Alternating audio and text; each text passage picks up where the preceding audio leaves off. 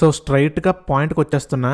రేపు డే 5 లో మీరు చేయాల్సిన టాస్క్ 1 ఏంటంటే 3 వర్క్స్ కంప్లీట్ చేయాలి. ఒకటి ఎర్లీ మార్నింగ్ లేవగానే 90 మినిట్స్ వర్క్ చేయాలి, అండ్ మార్నింగ్ ఫ్రెష్ అయ్యాక ఆర్ మేబీ బ్రేక్ఫాస్ట్ అయ్యాక ఇంకో 60 మినిట్స్ వర్క్ చేయాలి, అండ్ ఈవినింగ్ స్లాట్ లో ఒక 40 మినిట్స్ వర్క్ చేయాలి. ఇదే నీ డే 5 లో టాస్క్ 1. కొంతమంది నన్ను అడిగే డౌట్ ఏంటంటే మీరు చెప్పినంత వరకే చెయ్యాలా లేక ఇంకో 1 అవర్ ఎక్స్ట్రా వర్క్ చేయొచ్చా అని అంటే చెయ్యొద్దు. నేను చెప్పిందే ఫాలో అవ్వండి. ప్రెజెంట్ మీరు చదవాలనుకుంటున్న అవర్స్ కి మిమ్మల్ని తీసుకెళ్లే బాధ్యత నాది. బట్ ఇప్పుడు నా మాట విని నేను చెప్పిన టాస్క్ చెప్పినట్లు చేసేయండి. అండ్ నెక్స్ట్ టాస్క్ 2 ఏంటంటే రొటీన్ ఫీడ్బ్యాక్ సిస్టమ్. డే 5 లో నువ్వు టాస్క్ 1 లో 3 వర్క్స్ చేయాలి కదా, ఆ 3 వర్క్స్ ఎలా చేసావో ఎలా ఇంప్రూవ్ చేసుకోవాలో తెలుసుకోవడానికే ఈ రొటీన్ ఫీడ్బ్యాక్ సిస్టమ్. నైట్ పడుకునే 35 మినిట్స్ ముందు నువ్వేం చేస్తావంటే ఇలాగ నోట్స్ లో ఒక టేబుల్ క్రియేట్ చేసుకుని టాస్క్ 1 కంప్లీట్ అయిందా లేదా, టాస్క్ 2 కంప్లీట్ అయిందా లేదా అని ఎస్ ఆర్ నో అని రాసుకో. అండ్ టాస్క్ ని చేసేటప్పుడు ఎలా ఫీల్ అయ్యావో అది కూడా రాసుకో. ఈజీగానా,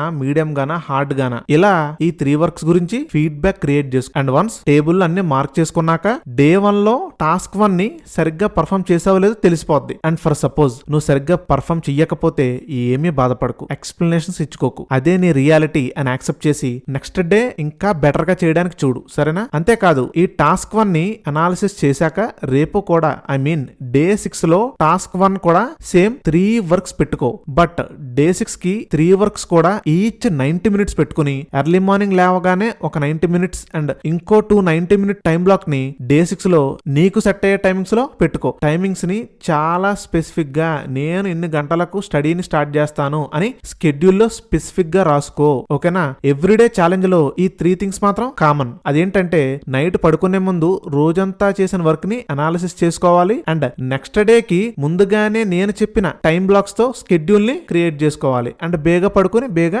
నిద్ర లేవాలి, ఓకేనా? సో ఒక్క డే కూడా స్కిప్ చేయకండి. మనం లాంగ్ అవర్స్ చదవడానికి కావాల్సిన సిస్టమ్ ని డే 1 నుంచి స్లోగా బిల్డ్ చేసుకుని వస్తున్నాం. So let's do this. Let's meet on day 6.